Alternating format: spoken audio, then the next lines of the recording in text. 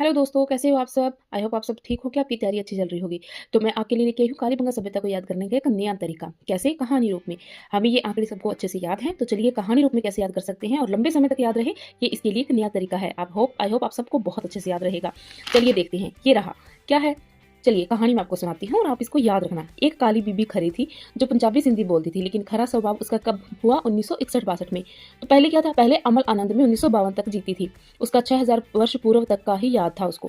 क्यों? क्योंकि उसकी याददाश्त देखो इतनी। देखो 6000 वर्ष पूर्व तक का उसको याद था। उसके हाथ में हमेशा काले रंग की चूड़ियां होती थी और सिर में पर हमेशा 6 पिन लगा के रखती थी।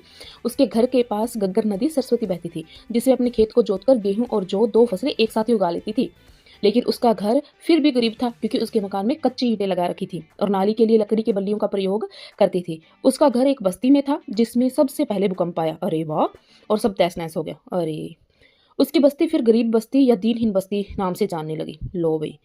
उसका हड़प्पाकालीन सभ्यता पर पूरा जीवन था और उसका पड़ोसी दशरथ, हमें इसमें एक नाम सुनने को मिलेगा दशरथ। तो हमने उसको उसका पड़ोसी बना दिया देखो। तो उसका पड़ोसी दशरथ था, उसे कालीबंगा, उसे किसे मतलब कालीबंगा, तो तीसरी बार राज देने गया। तो उसका पड़ोसी जो दशरथ था वो उसको क्या किया, देने गया तीसरी बार राज, क्योंकि वो अभी गरीब हो गई थी ना, तो दीनहीन बस्ती हो गई। तो जो उसका पड़ोसी था दशरथ, उसको कितनी बार राज देने गया? तीसरी बार। ठीक है? तो क्यों? क्योंकि इसने अभी क्या किया है, तीसरी बार दशरथ ने क्या बोला था कि तीसरी राजधानी कालीबंगा को बोला था। ठीक है? तो लेकिन उसने जो देखा उसके घर में, वो क्या था, उसका घर ईंटों के से निर्मित चबूतरा था। घर में खिलौना गाड़ी थी, पहिया था बच्चों के लिए रखा था। फिर जैसे आगे घुमा, उसे चिरायु, अंडाकार कब्र के साथ साथ युगल समाधियां भी देखने को मिली। फिर उसने एक तरफ देखा तो बीबी खरे सामूहिक तंदूर पर रोटी बना रही थी, ये देखो। और साथ में एक साथ आयताकार हवन कुंड भी था। उसके घर के आगे समकोण पर काटती सड़कें बनी थी। कंघी के लिए हाथी दांत की बनी क्या करती थी, कंघी यूज करती थी, लेकिन दरवाजा एक ही पल्ली का लगा रखा था उसने। लेकिन मूर्तियां और चित्र उसकी काफी शौकीन थी। उसके घर में तांबे की आक्रामक मुद्रा में वृषभ जी की मूर्ति मिली और मुद्रा पर व्याघ्र और महिला कुमार देवी का चित्र भी था। स्वास्तिक चिन्ह भी बनाया हुआ था, लेकिन मंदिर नहीं था उसके घर में। अरे! फिर एक तरफ मरण पट्टिका पर सींग युक्त देवता की मूर्ति थी, बटमात्र देवी की कोई भी मूर्ति नहीं मिली। ठीक है?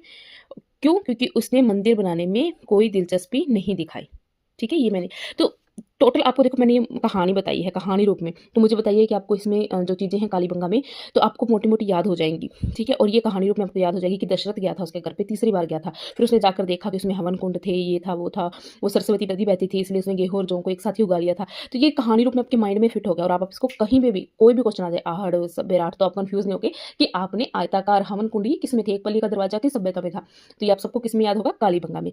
तो आई होप आपको सबको ये तरीका अच्छा लगा होगा और ये सभ्यता याद करने का बहुत अच्छा तरीका मुझे लगा। तो आई होप मुझे लगा कि आपके साथ भी शेयर करना बनता है, क्योंकि आपका भी तो एग्जाम है मेरे साथ। तो चलिए बस इतना ही, और अगर आपको ये अच्छा लगा हो तो प्लीज़ लाइक और सब्सक्राइब कीजिएगा और मुझे कमेंट करके बताइएगा कि अगली सभ्यता का मैं कौन सी सभ्यता की कहानी बनाकर लेकर आऊँ आपके साथ। Thank you, thanks for watching.